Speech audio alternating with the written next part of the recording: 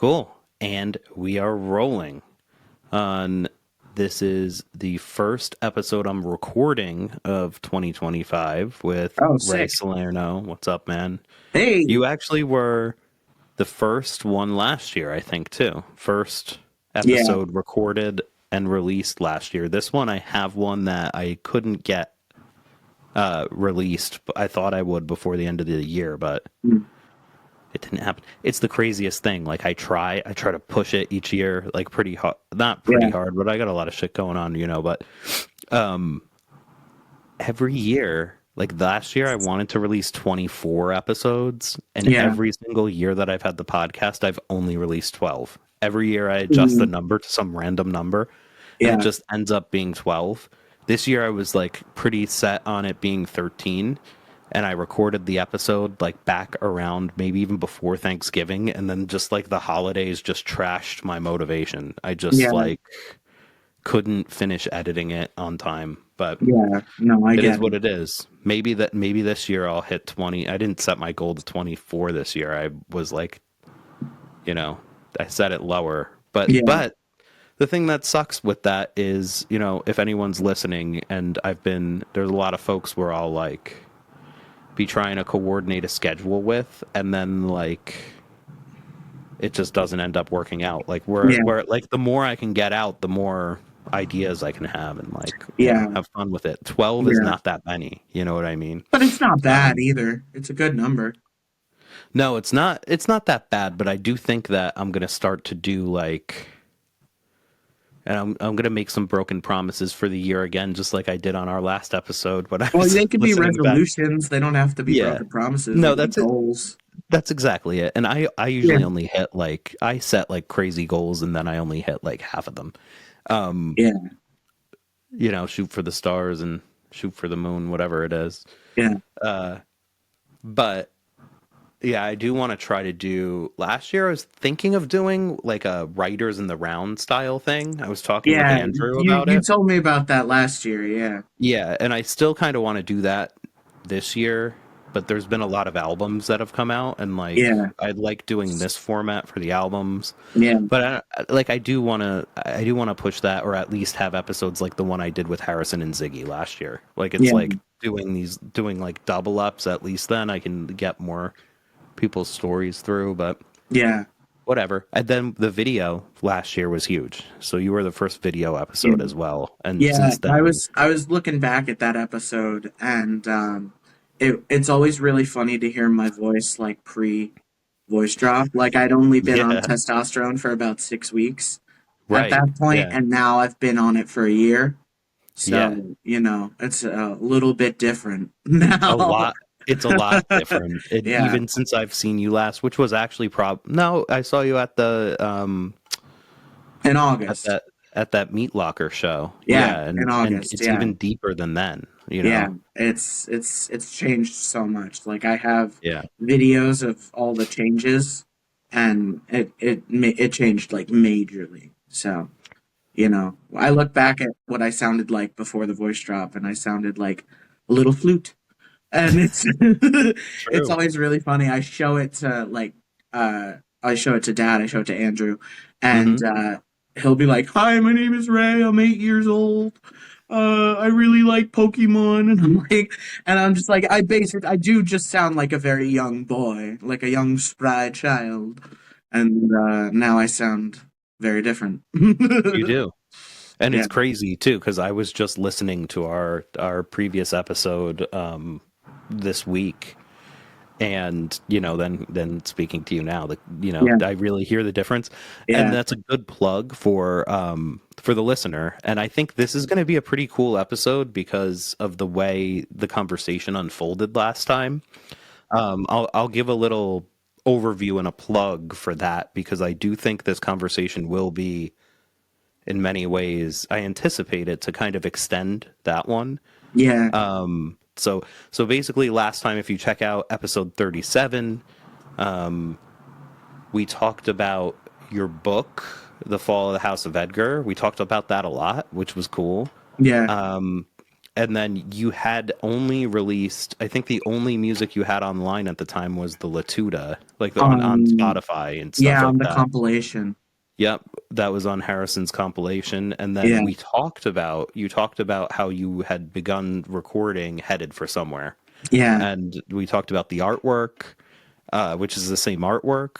yeah, And I'm trying to think if there was anything else that we talked about in that. Oh yeah, there was one really cool thing that I flagged, which was we had a conversation about the difference between writing books versus writing songs yeah. and like nonfiction and fiction. And Mhm. this is the first thing I wanted to like point out in our conversation to you, which was I thought it was really interesting listening back and hearing you talk about the Decemberists, right? Mentioning the Decemberists, and then even when you were saying like your newest song was, you know, somewhat influenced by Decemberists, as I'm sure a Yeah, lot of your work is influenced by it, yeah, right? But as I have been influenced by the Decemberists as well, but it was, I think for me, it was something much more ancient within my musical DNA, where like I don't listen to them regularly now, yeah, but I did in my formative high school years. So I think they actually did have a pretty big influence on my songwriting. When I go back and listen to the Decemberists now, I was listening to them this week after listening to our interview, yeah. and I was like, holy shit, you know what? Like, they are, they write a lot of, like, I write a lot of songs in that style, Mhm. in that fictional kind of style. Yeah, And our conversation was that you tend to use music as a non-fictional vehicle. yeah. Music has pretty historically been my way of expressing myself and my way of getting down what my experience is. And that's been a really nice thing for me. I think that's been really instrumental in getting me to the place I'm at right now, which is a really good place. Honestly, I'm thriving and that I'm the happiest I've ever been. And I think my music has a lot to do with it. I think using Sick. that as a means of healing has a lot to do with why I am where I am. I get you. And we should unpack that because I want to, I get the sentiment, but I want to get what you're saying a little more. For sure. But yeah, yeah. I think it's funny though, right? Because like, I wasn't mentioning the Decemberists as an influence when I think they actually have influenced me Yeah. in my like lyrical writing, and I hear how they influence your sound and your singing style and everything like that for sure. Yeah. But you're right. But they're writing mostly fictional songs, and you're writing mostly non-fictional. So when I was listening to it, I was like, "That's so funny," you know, like Yeah. very interesting. But I do think it's good to draw from influences in that way too, Yeah. because it helps you kind of keep a separation from that influence. Yeah. You know, not feel like you're derivative of them, which I don't feel like you're derivative of anything at Yeah. all. Well, Um, I have the next record written. I have all the Sick. songs written for the next record, and there are several songs that are deeply influenced by other artists that I was kind of emulating a little bit. Like, I wrote a song that is very Bob Dylan. I wrote, the song I had sent you that's very Decemberists, Mm-hmm. actually, about Colin Malloy and like, not about him, but like talking to him. And I wrote one that I didn't even mean to, but it kind of happened. I wrote like a Neutral Milk Hotel song that Nice. was actually about Edgar Allan Poe, Oh and I hell was like yes. super proud of that. So like there are a lot of songs that are like influenced by like other sort of, artists that I really enjoy listening to and that I've been introduced to. I can't wait to hear that one. I love Yeah, Neutral it's Milk gonna be sick. Hotel. It's gonna be weird for especially like again with the voice drop, like if people listen to that record and then they go to the next one, they're gonna be like, whoa, who's this guy?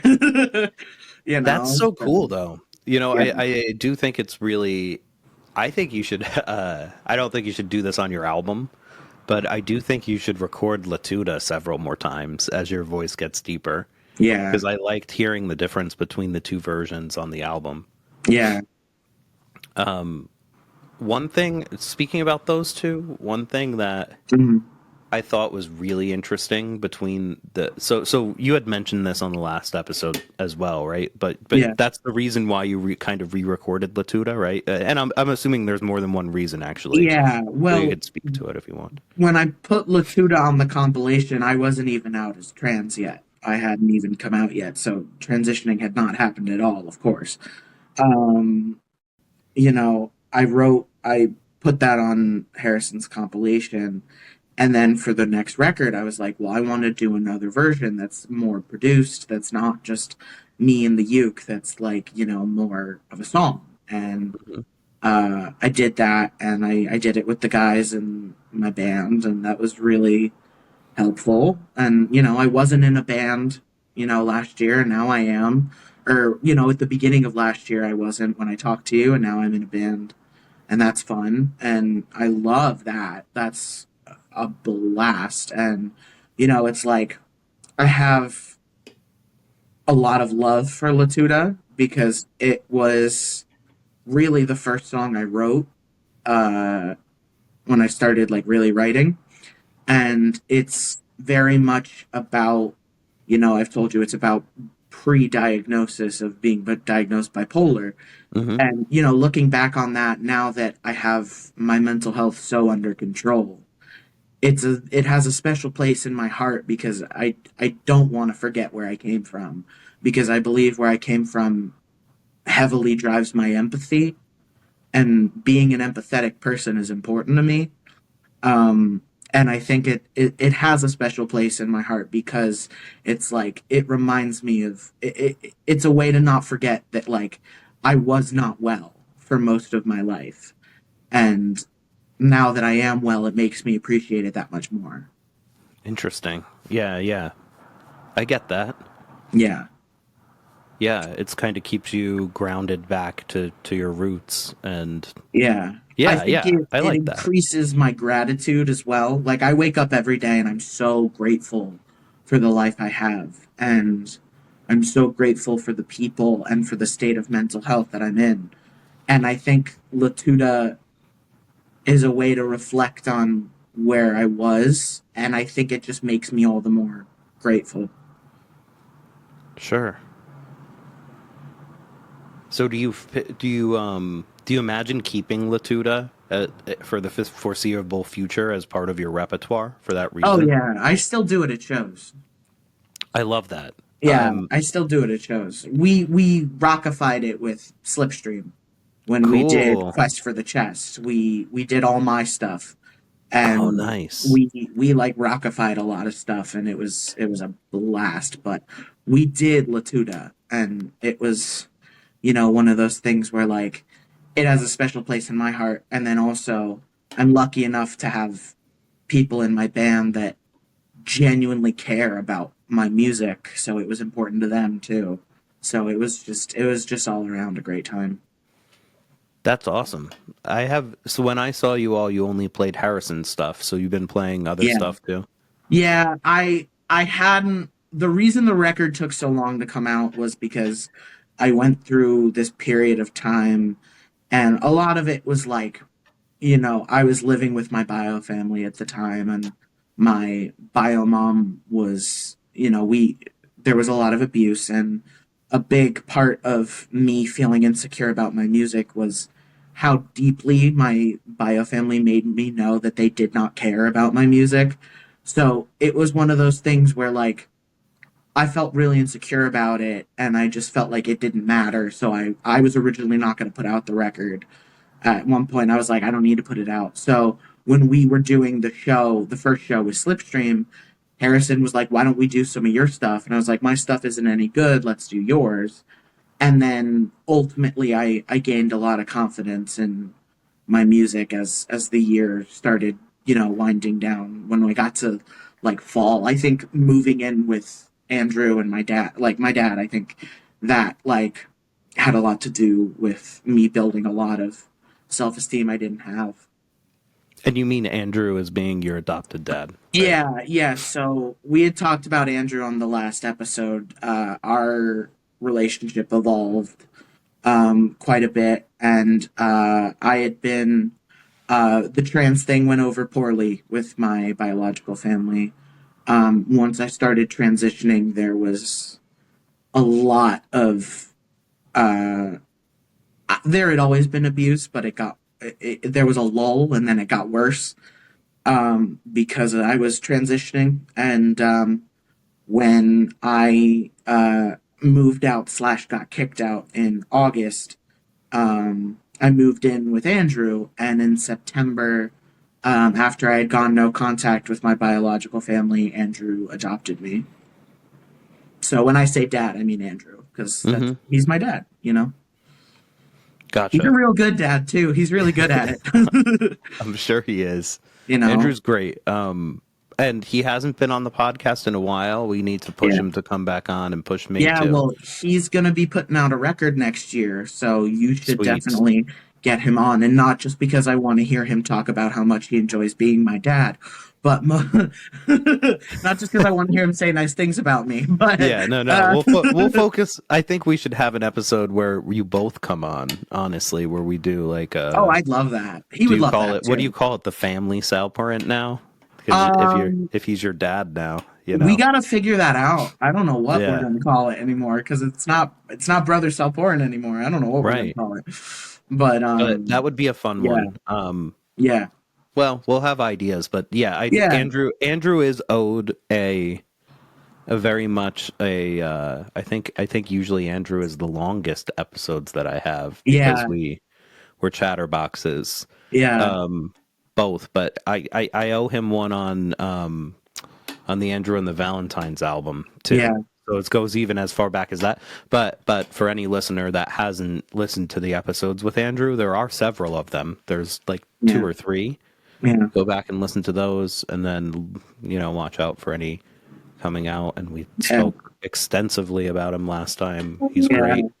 He Um, he wanted to be a dad for a long time, and he went from my friend to my mentor to my brother to my bio family was very quickly you know rejecting me, and had kind of decided they weren't gonna parent me anymore. My bio parents, they were kind of like washing their hands of me. And, at the time I had just, when I had done the podcast with you last time, I was actually um, in a hospital program because I was really not well. And, mhm. that was the best thing I could have done. But when I finished the program, it was about a month. I got to go home at the end of the day because it was a partial program. But, I couldn't work because I was in the hospital during the day. So, in like April, which was like a month after I had been discharged, I was really looking for a job, and my bio mom like went off on me about like how I was a financial burden because I hadn't kept working. And I was like, hey man, like I was gonna kill myself. and Right. so she just kind of was like, I'm done supporting you. And I was unemployed. I was gonna be going to school in the fall. I was like, I don't know what to do now. So Andrew was like, okay, I'm responsible for you now. And I was like, you don't have to do that. And he was like, oh, I do. Like he was my dad a long time before he took the title. Right. He took responsibility for me because I'm at the time I was 23, I'm 24. Like in this day and age, like it's normal for people my age to not be ready to be completely on their own, especially because I'm a student, I'm a full-time student. So he just kind of was like, all right, you're my responsibility now. And he took major responsibility for me. And then in September he was like, all right, you're mine. You're my kid. And I was like, cool. I'll be your kid. That's But he awesome. wanted to be a dad for a long time, and he jokes that he's building his family backwards, that like before he has a wife he has an adult son. Hmm. But it's like I don't think when he was saying I wanted to be a dad, he was expecting to adopt a traumatized adult trans man, but but he became a dad nonetheless. So Right. And you know what? If that does happen and he does it in this Benjamin Button type of way, it's yeah, like whatever. Family yeah, is family, you know. Like you were saying, yours ended in your relationship with your family at this time, at least, ended in a rocky way, and it was like a very traditional family. So to each their own. You know what I yeah, mean? yeah, Um, so you had a song about Andrew on this album. yeah, So we talked about that on the last episode a little bit, but yeah. not too much. You just mentioned that Half Like You was about Andrew, Hmm. and then that it was slated for this album. But it did indeed make the album, and that song is dedicated to Andrew. It's the longest song on the album, I think. I Yeah. think it is. Do you want to say anything about it? Yeah, I mean, I had written it about him, and uh there is a voicemail that I, Oh kind of yeah. spliced in there, Hmm. from me having like a really bad night and skipping open mic because I was isolating, and he called me and just left me some words of encouragement, and I really appreciated that. But at the time, he was, we were saying we were brothers.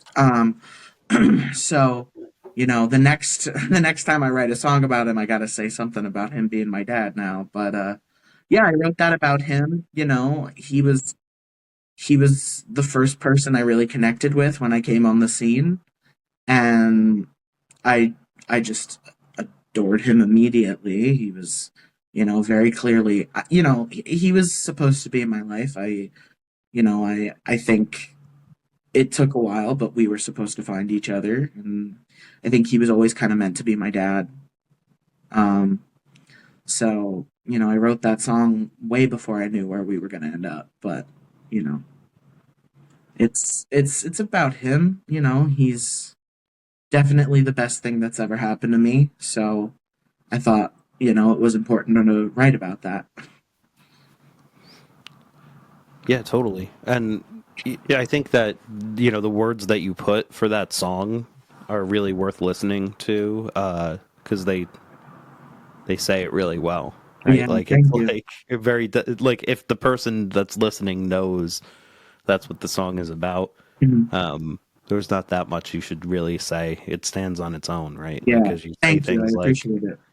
there's nothing about you that reminds you of me, but what? There's what is it? There's nothing. There's nothing about you that reminds me of me, but you're so many things that I wish I could be.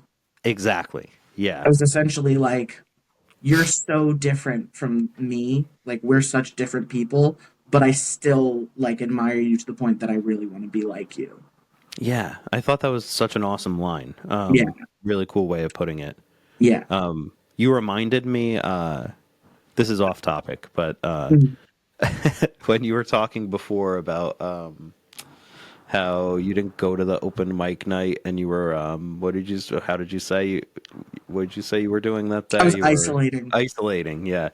You reminded me of there's this one Kendrick Lamar line that I love from I don't know if you listen to Kendrick Lamar or not, Not but really.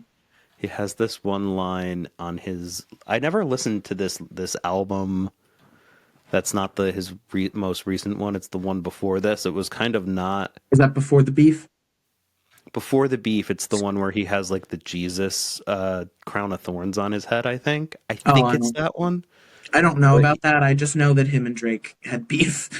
yeah. They had beef, and then his latest album is I think it's really good. Actually, when his album Damn had come out Mhm. in 2017 or 2018, I remember actually getting frustrated. I liked Kendrick Lamar a little bit. I like a lot of hip hop, but Mhm. people were like would do this thing where they're like it's the greatest album of all time. Like and I Yeah. heard it like four times in a day, and that's when I start to be like motherfucker, the greatest album of all time. I don't know what it is, but it's probably like some like Louis Armstrong one or Yeah, something. it's It's not the probably one. not Kendrick Lamar. Well, it's probably well the thing is too with with the way I think about it is like it could be, but like what are the odds that the greatest album of all time came out yesterday or What whatever, do you like think is the greatest album of all time? what do Or I think the greatest what's the album of, what's the greatest album you've listened to? well, I think that my favorite album of all time is London Calling by The Clash. I Okay. really like that album. I like the lore behind it where Guy Stevens kind of, I've talked about it on the podcast a lot, where Guy Stevens was like swinging stuff at the people. Have you ever seen that before? It No. I maybe I'll share my screen. We're gonna try this, Ray. We're gonna go experimental. Yeah. Um, Oh wait, what are you're talking about when he swinging what? well, he's like waving his arms and stuff. Let's see. Yeah, Wait, no, I have no idea what you're talking about. hang on. There's random shit playing on my computer. I Yeah, won't do Dad it. watches like clips of things every morning when he's like eating his breakfast and Yeah. taking too long to get in the shower. So, he Look he up one day I London always see Calling. stuff. Yeah, I Yeah. will. He like you'll see the band and they're like playing in the studio. And this Guy Stevens, who's like I don't know too much about him, but I know he was like a Rick Rubin type character. He was Mhm. like the manager of Mott and the Hopple, who Yeah. did all the Young Dudes, the David Bowie. They recorded that song. So Yeah. he was the producer on London Calling, and he'd be in the studio while they were recording, and he'd like go up into they were live recording the songs all together, and he'd like get in their face, and he was like throwing, there's video of him like throwing chairs at the wall and stuff like while they're recording, just to Interesting. like make it fucking in the room, Yeah. like it's Yeah. Well, there's drugs will do strange things. well, yeah, there could be drugs going on too, but like he most of he could have been on drugs, probably was, but If he's I throwing think chairs at the wall, I imagine.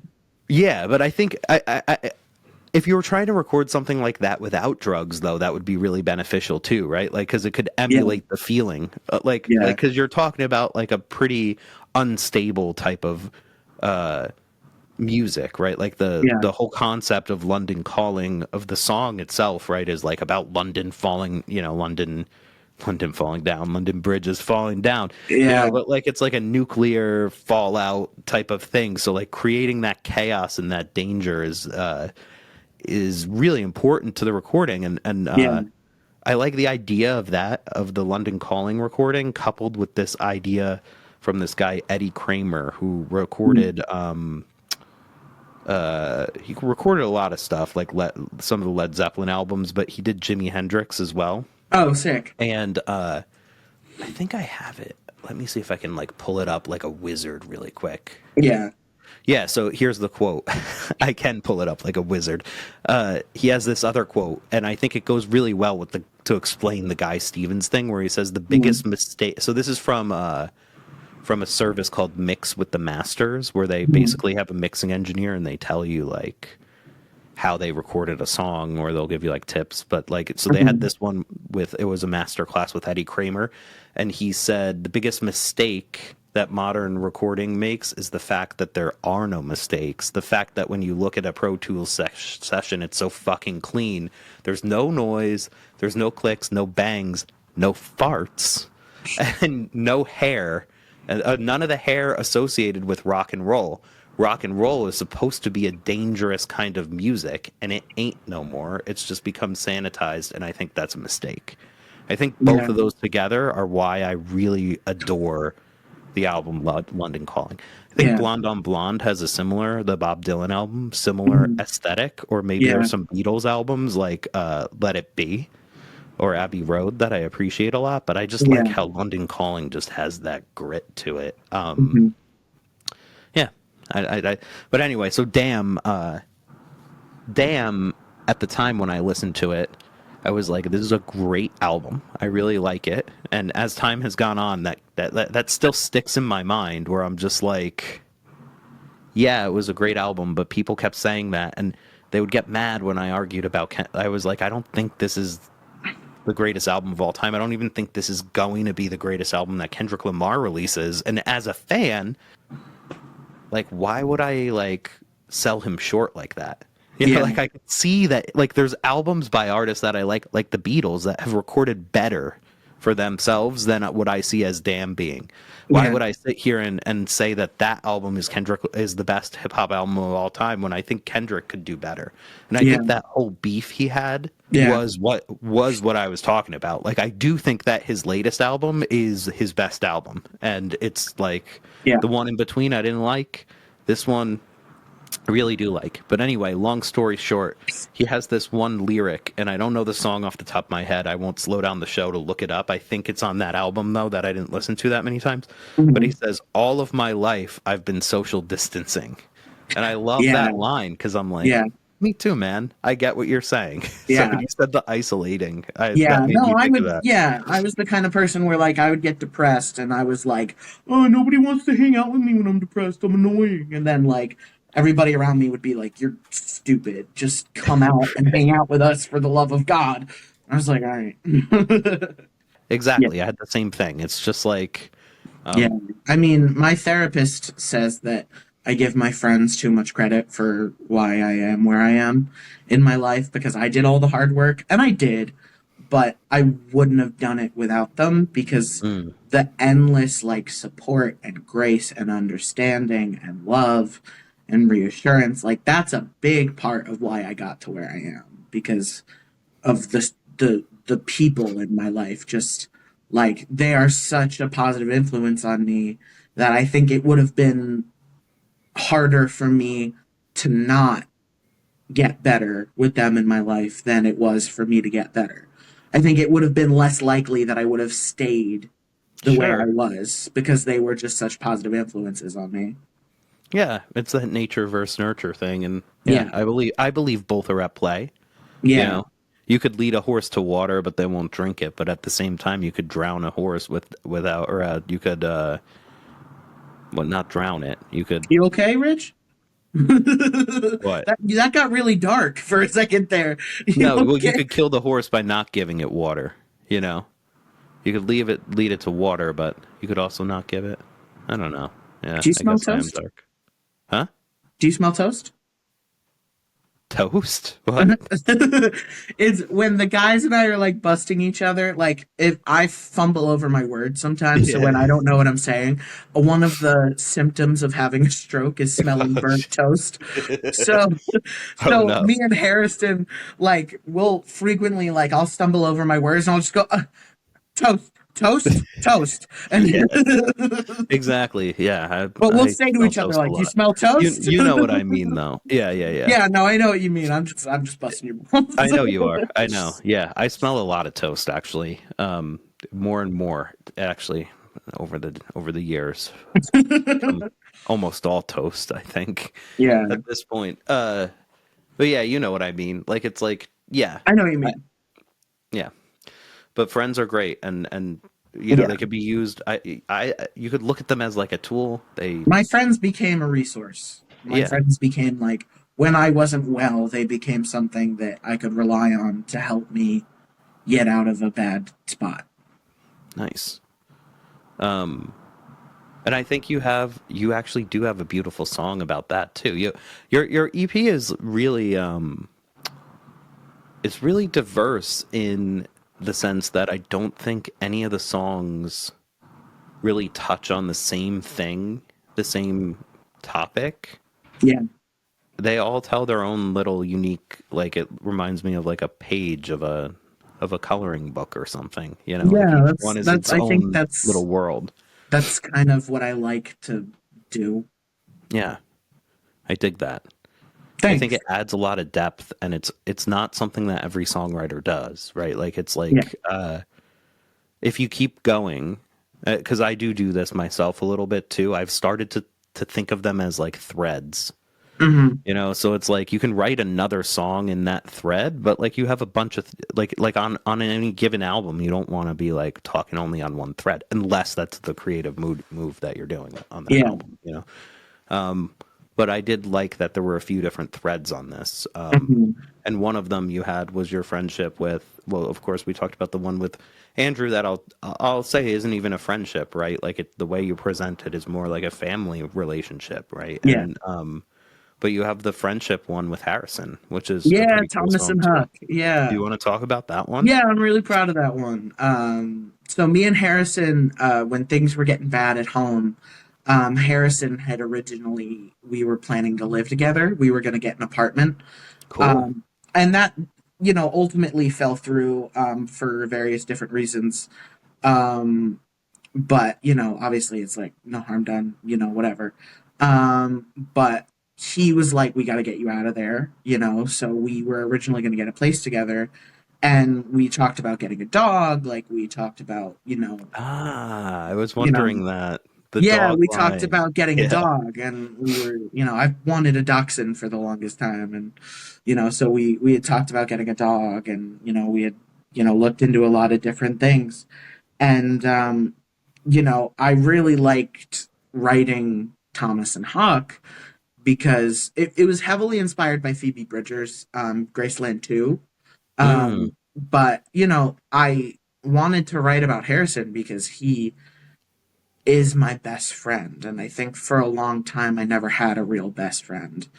And it was just more people that were going to leave. And that was like hard for me. So, having Harrison where I'm like, oh, you're a ride or die. I'm like, oh crap.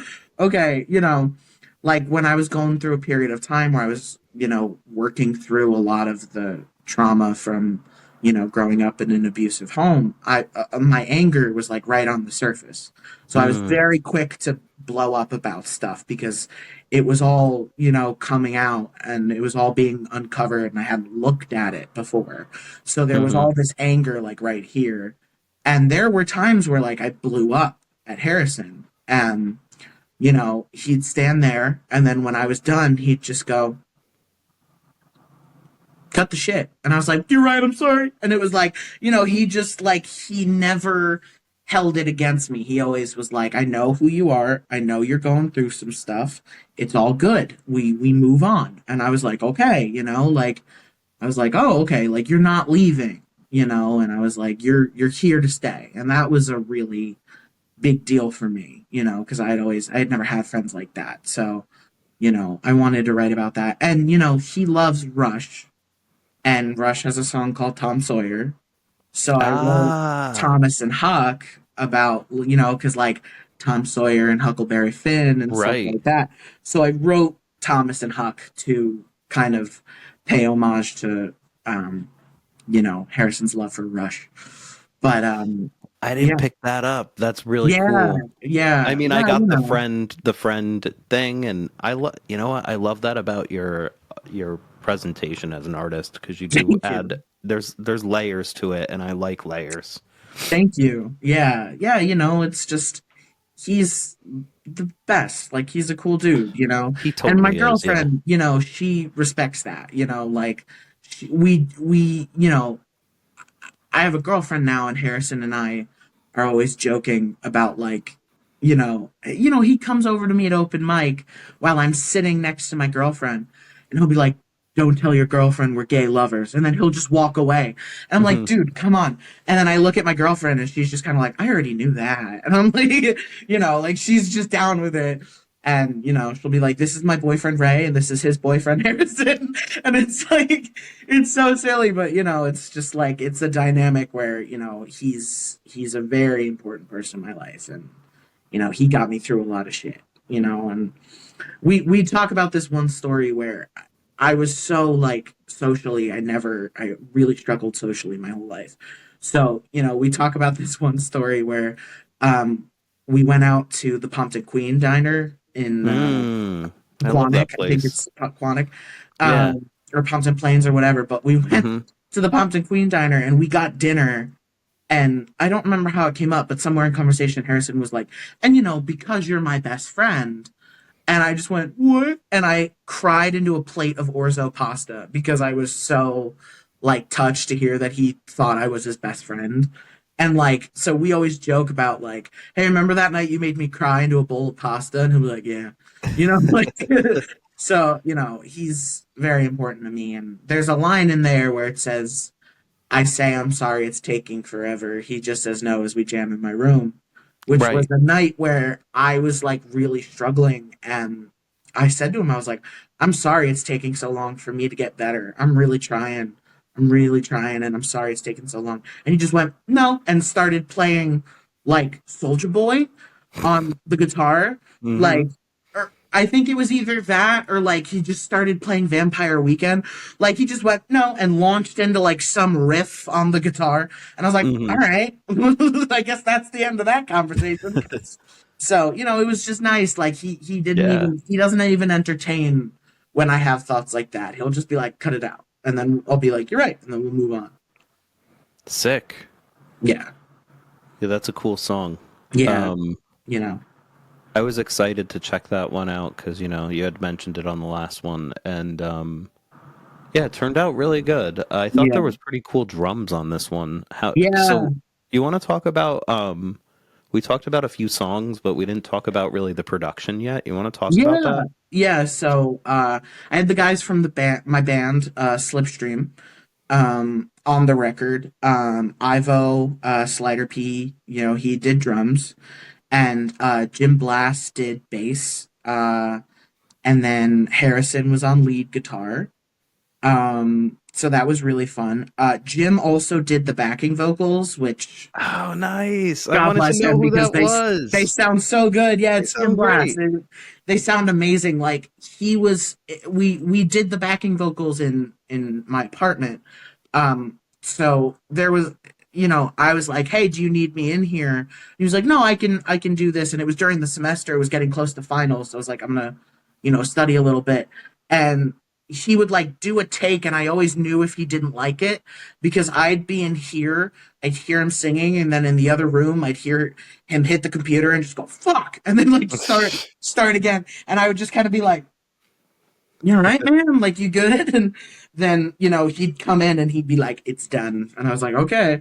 And he did really great on the backing vocals. Like, it was he has this innate like sense of harmony, and he can just hear harmonies. And we'll be at open mic and he'll be like singing harmonies with the song, and it's just harmonies he's just creating, and I'm like, dude, where the hell do you do that? You know what I mean? Like, it's really, I can't do that, so it's really impressive when I hear him do that. I can't either, and I've Yeah, noticed. Yeah, no, yeah. yeah, no. I just barely passed oral skills. I can But do like I can do unison harmonies, but I can't sing like a chord over somebody yeah, else. I can do like an octave, but I Yeah. struggle with other stuff. But no, he does this like amazing harmony, everything he hears. So I asked him to do that for the record, and he made it sound. He really Sick. elevated it. And then I had Harrison Lindsay Hal. I had him on the harmonica because I wanted to have harmonica on a few songs, and he hopped in and he did that.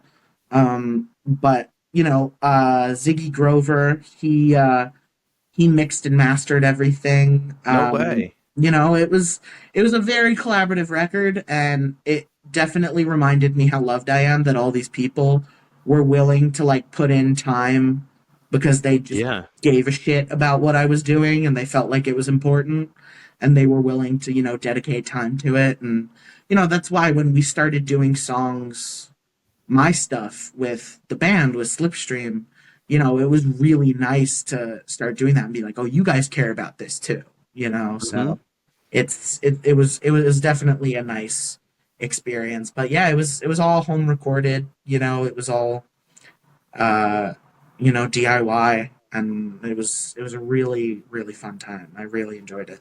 How did the recording process go if you did it home recorded? Yeah, so we were just in the apartment.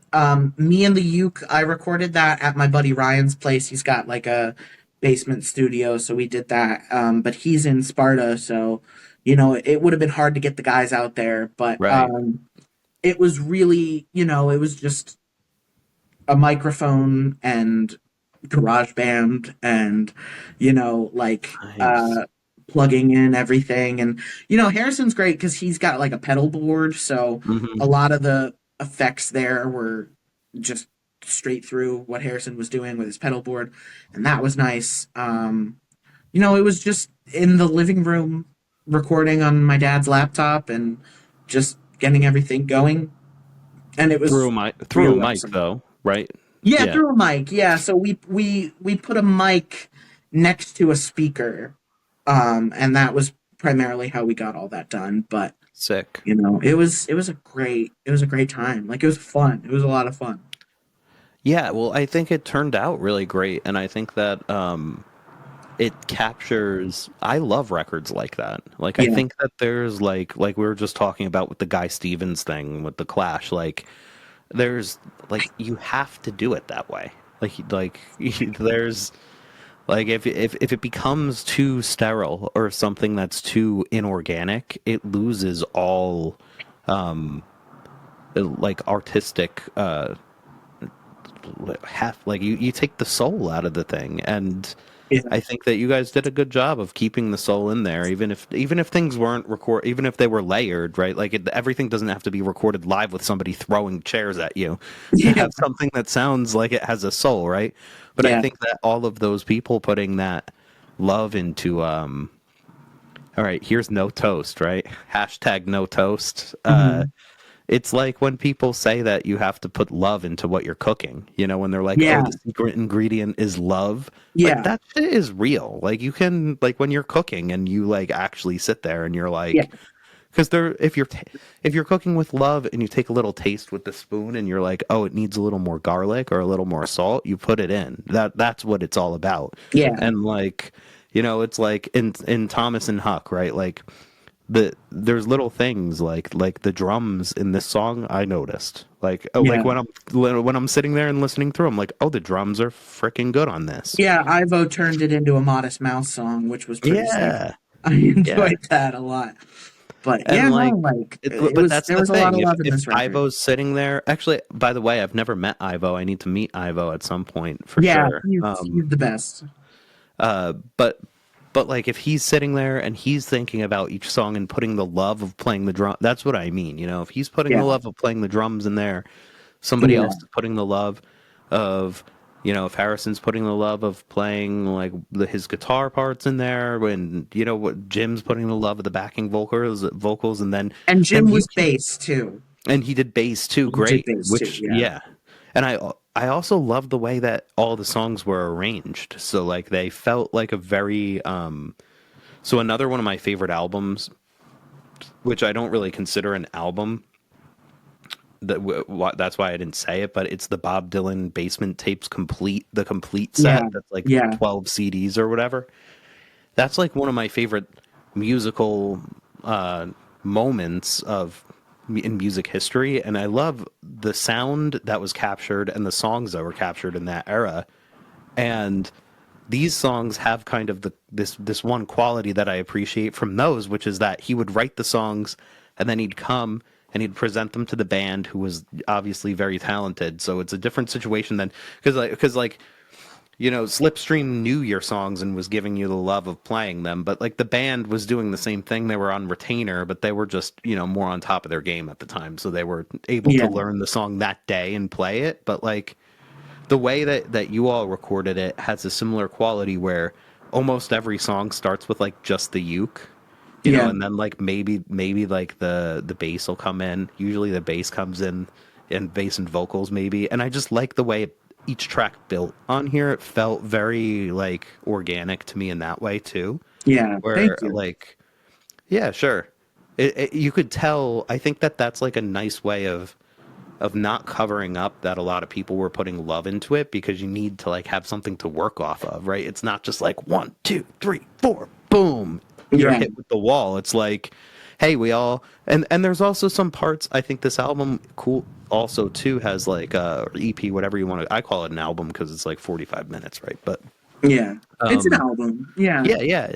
Um, but there's like a delicateness to it too, which I really like. yeah, Like sometimes on some of the songs, you could tell you guys kept the takes that like had the energy, and like there's like a couple of flubs in there and stuff like that. And I like that. Like it's like it almost falls off the rails just for a measure, and then it comes yeah, back, and like that I love. Like I really, really think that it captures like an authentic musical moment, and yeah, I can't say enough good words about it. I know I'm rambling, but I'm not trying to. I'm just trying No, to I like appreciate it. Thank you. feed some seeds for the conversation. But yeah, Yeah. yeah, it's like Yeah, no, I really appreciate it. Yeah, I just, it was a labor of love and there was, so much dedication put into it and there was so much respect for what I was trying to say and what I was trying to do and it was greatly appreciated, but but it wasn't overdone either, is what I'm trying to say. Like I think that yeah, you all did a really good job of making it musical and have a soul and have personality, and the songs speak to you, and yeah. they're not. I don't feel like I'm so they're one of my favorite musical authors, this guy Greil Marcus. Hmm. He's worded it. I've like corresponded with him over email over the years. I've been fortunate enough to have him like reach back to me Oh, about sick. like some stuff, and he talks about like he's talked in his work, but in the correspondence I've had with him, he's talked about this a lot, which was like the convincingness of an artist and like being convinced by them of Yeah. their artistic pursuit. And I think that your work is convincing. I Whereas, appreciate that. Yeah, you know what I mean? the plan was for the record to be a journey through my mental health journey and it was supposed to Mm, be like kind of a relaying the story of like how I've been progressing and I think ending it with better was very intentional because the point of better was to promise to myself that I was going to get better and I was going to be okay. I was going to recover. Um, and then now I am where I am. And, the next record is, I'm planning for it to start with a song called Beginning Song. mm, And it's essentially saying, better feels like it was a long time ago. Here I am, this is where I am right now. I'm happy. I'm alive and I'm going to stay alive. And, it's a lot of, stuff about that. And I think, Turning Out is on the record, and Turning Out hmm. is my song about my cousin Daniel. And I think Turning Out was the precursor to the song I have that's going to be on the next record, which is called From Me to You, which is essentially like, hey, you know, it took me a long time to accept that I'm allowed to be okay. But now that I've accepted it, I'm going to stay alive and I'm going to live and I'm going to honor you in my life. And that's a lot Mm, of, that's the song that'll be on the next record. But Turning Out, I needed to write that first because before I could express, it's okay that I'm okay and it's okay that I'm getting better. I think I needed to acknowledge that there was an unsureness for a long time right. because of how sad I was and how much I missed him.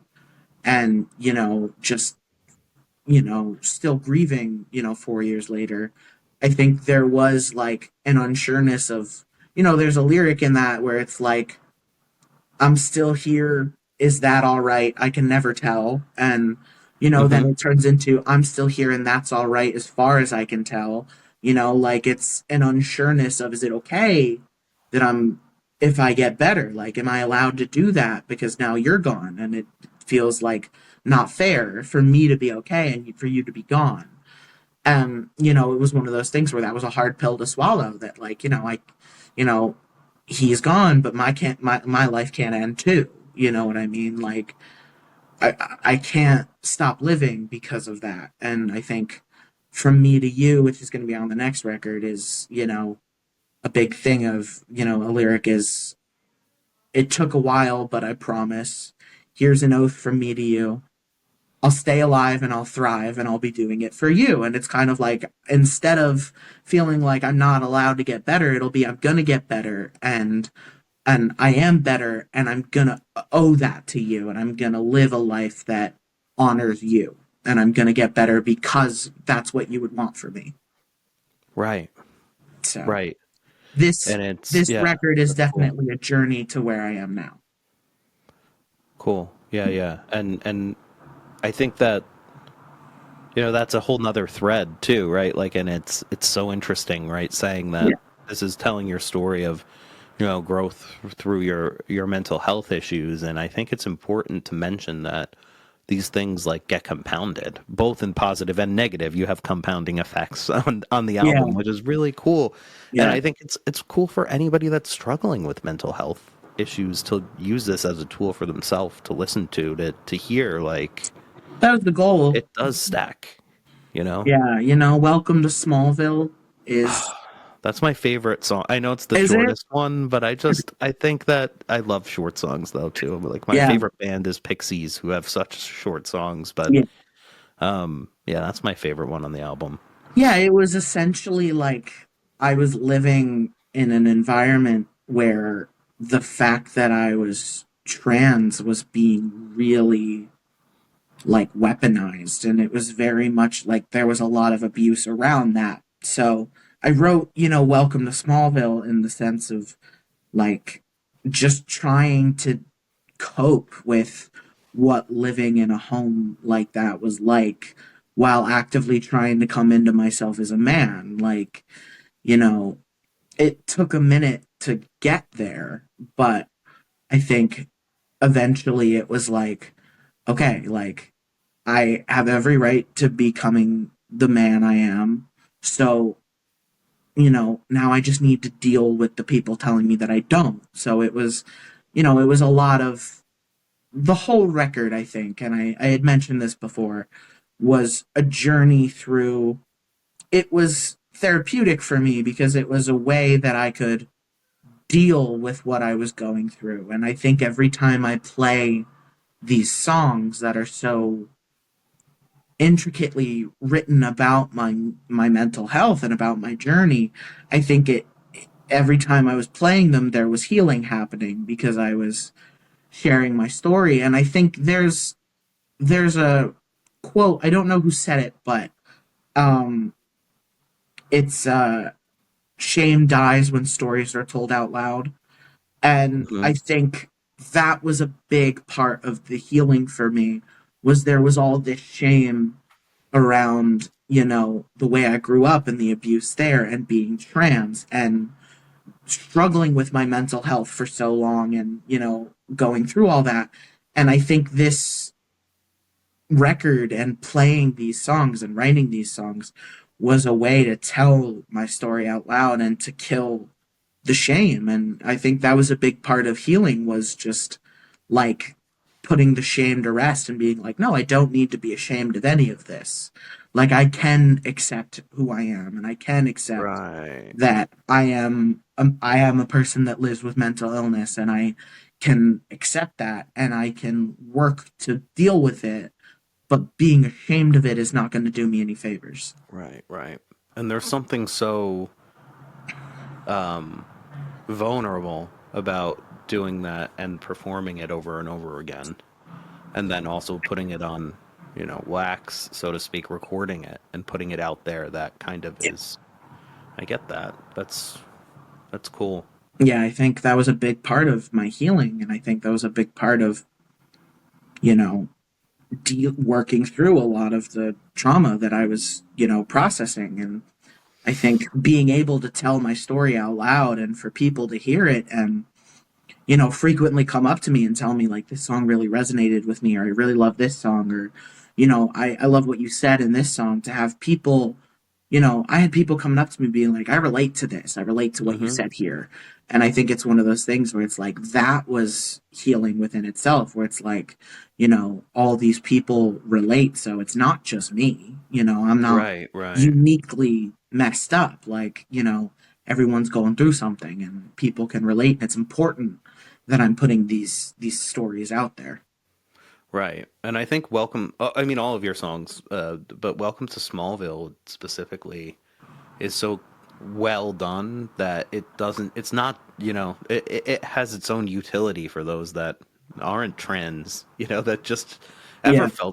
felt like an outsider, like Yeah. they're living in the wrong place. And I think Yeah. that that's cool, but like I get that, singing that and having that could be really validating and healing. I could see how that is. Yeah.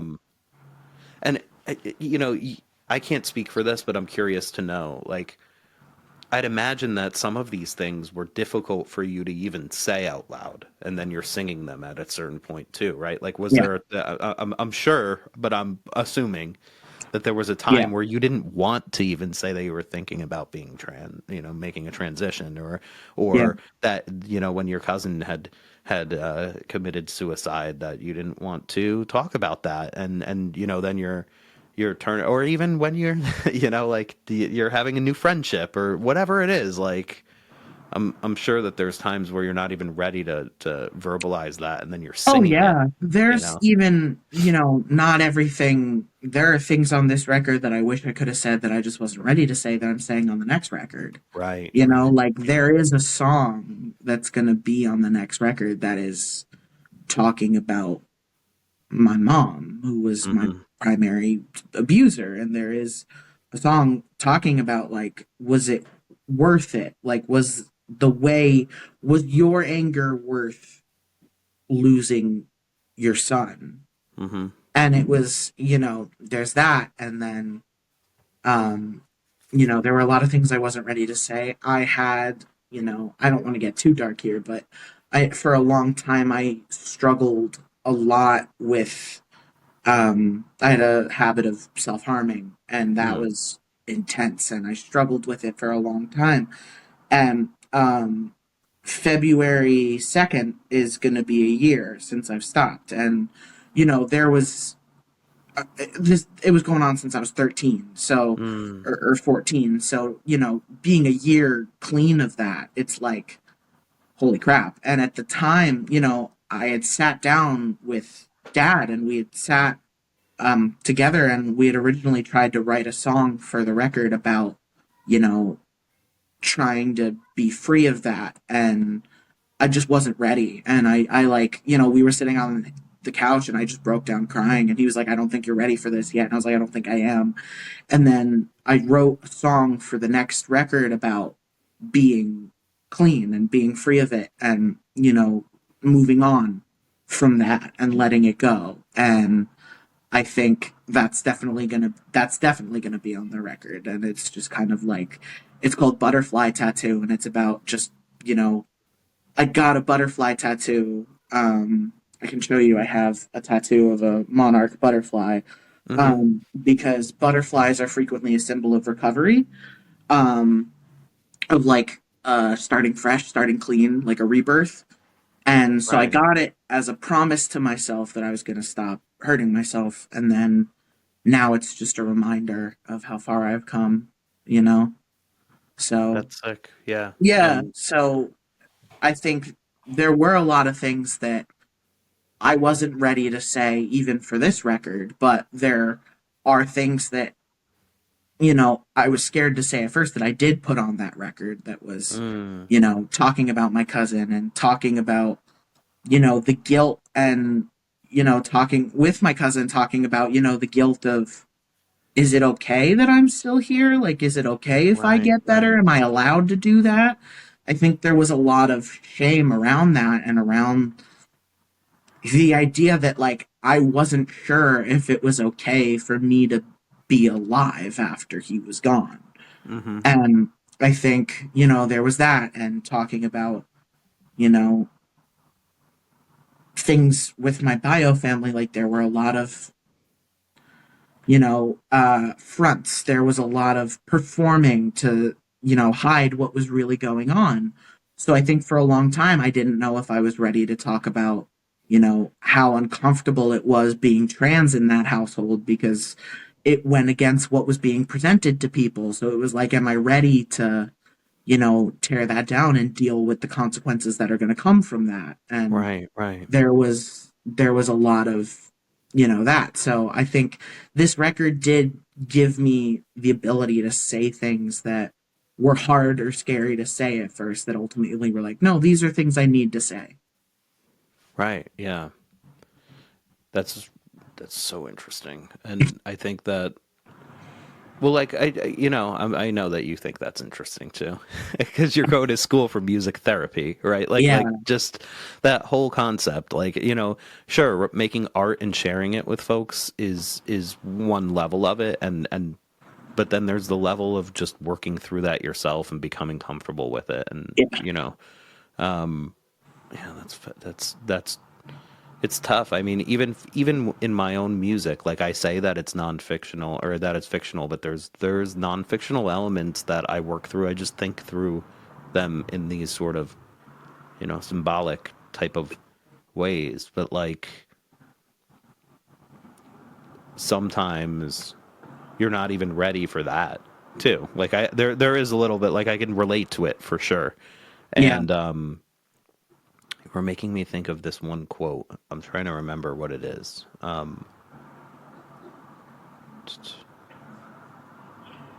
Oh right.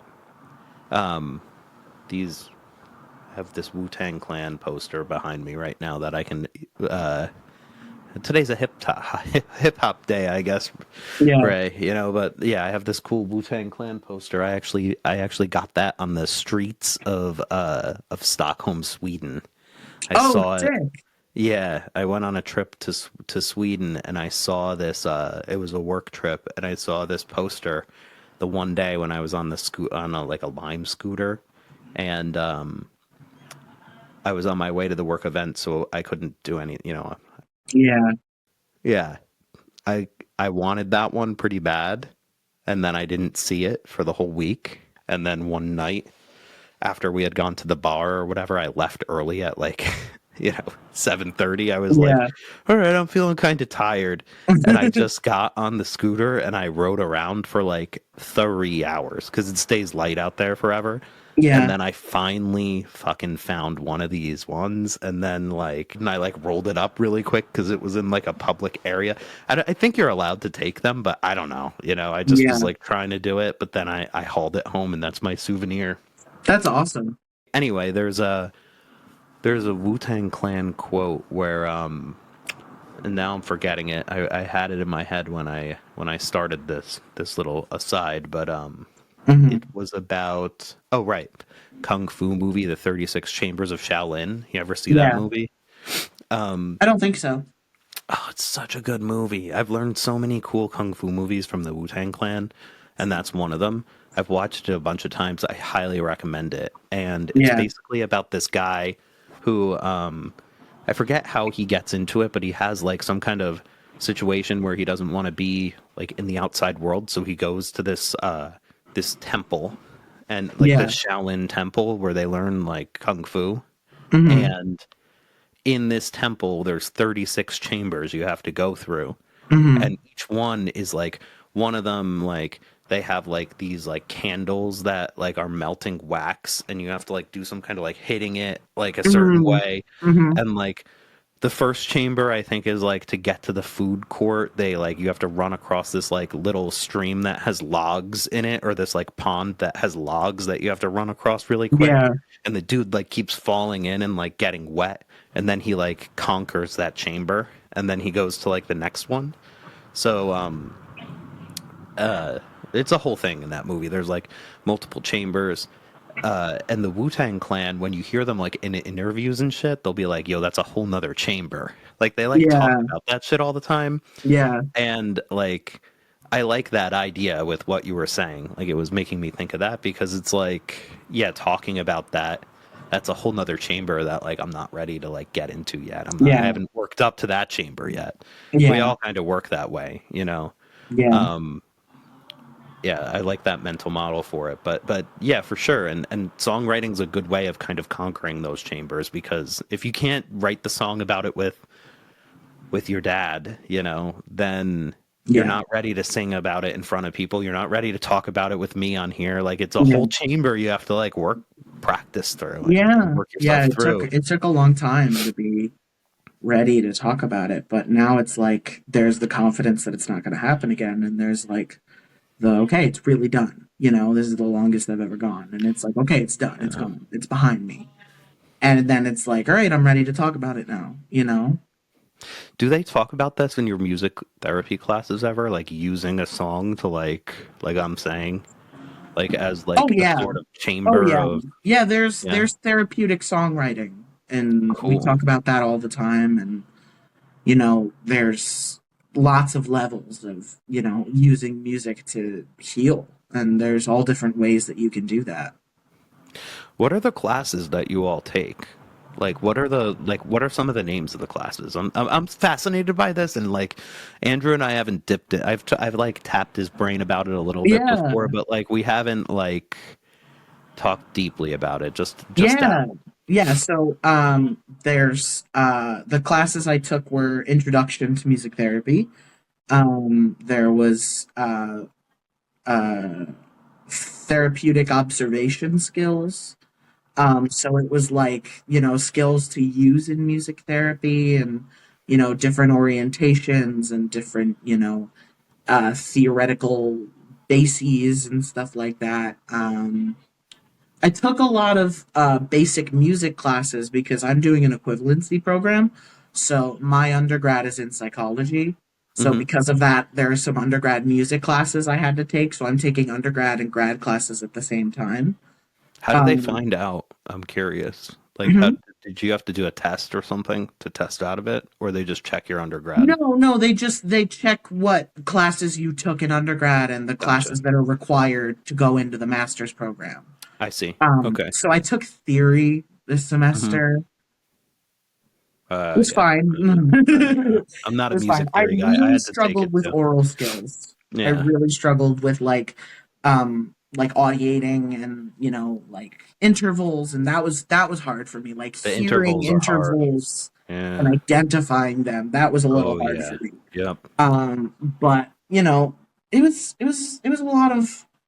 a lot of fun though. Like it was a lot, and it was tough because like I started classes right after I moved out and moved in with Right. Andrew. So it was a lot all at once, and I was pretty burnt out at one point, but I got it together. But I really enjoyed it. It was a lot of fun. I really enjoyed, my classes. Are there a lot of classes that are like music and that like are there a lot that came from like the music program and then from the psychology program separately or the therapy program separately, or are there a lot that are like music therapy specific? There are a lot that are music therapy specific, but there are a lot that are basic music classes. Right. So, Okay. like, this upcoming semester, I'm taking like psychological foundations of music therapy, and so that focuses on like the psychology in music therapy and stuff like that. And if I hadn't had a degree in psychology, I would have had to take undergrad psychology classes too. Ah, But okay. I Right. took all those classes Yeah, because I yeah. was a psychology degree. So you know, Interesting. but it was a I love the program. I met my girlfriend through the program. Right, But right, right. I made a lot of friends in the program. Like You it's a gotta lot of fun. you gotta feed through some of the like I'm like pretty we talked about this last time, but Yeah. I'm very interested in like the utility of music in society in general, and like music therapy is pretty interesting. So if there's any like cool books or anything, or you ever want to chat about that on here, let me know because like all of those, yeah, like we should, if you ever read a good book and you want to just like book club it, let me know Yeah, because I think that'd be absolutely. good for the audience. I don't even care if you all listening care because I care. You're coming Yeah, along the that would be ride. awesome. Yeah, Like I there's will say yeah. that like a couple of books off the top of my head that I've been reading. One is Trauma Informed Music Therapy. Um, and then another one I've been reading is DBT Activities Using Music, because I definitely want to specialize in trauma and personality disorders. Mm. And DBT therapy is the most commonly used form of therapy for personality disorders. What is Um, DBT?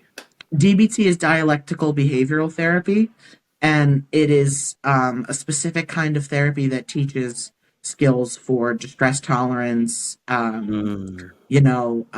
getting through bad moments, interpersonal skills like improving interpersonal relationships.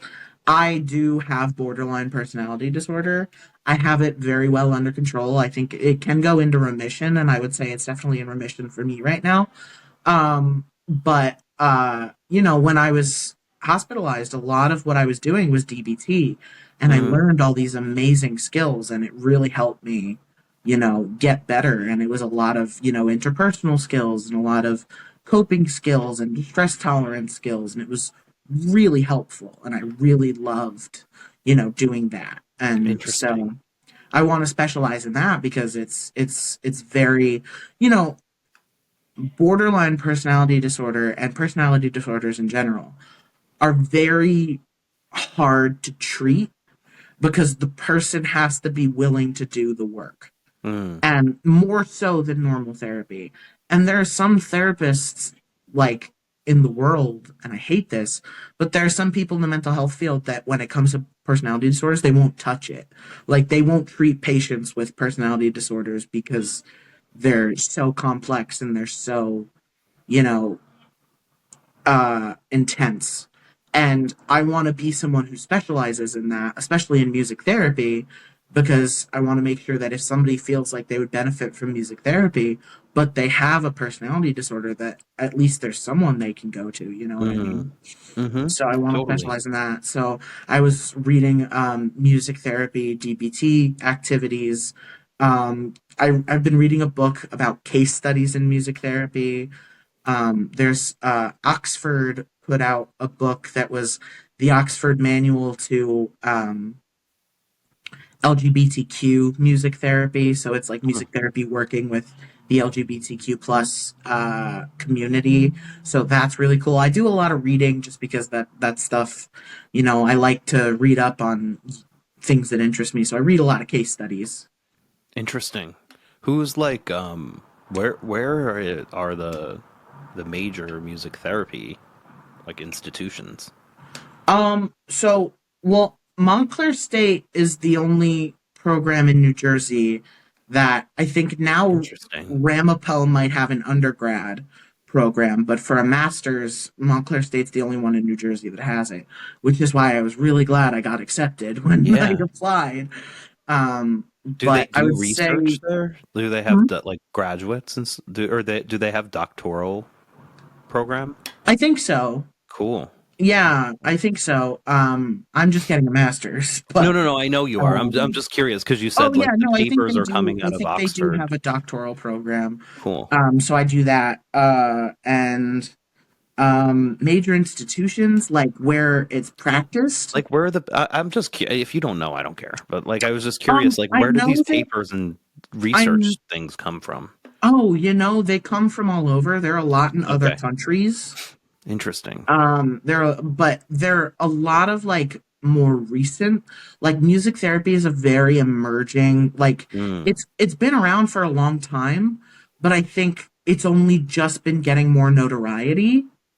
And right. I think in the last few years it's becoming more and more Interesting. Yeah, expansive, yeah, yeah, yeah. you know. I had another spot to jump into that.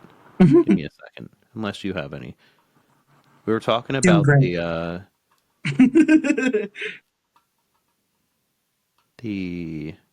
you gave the initials for it and I'm forgetting them. For DBT. the DBT book. Yeah, and Yeah. then you were are there any other books that you've read that were pretty cool that you want to recommend? I mean, these are pretty heady things though. These are deep in the weeds, Yeah, but it's yeah, I fine. would say those are the main books I've read so Cool. far.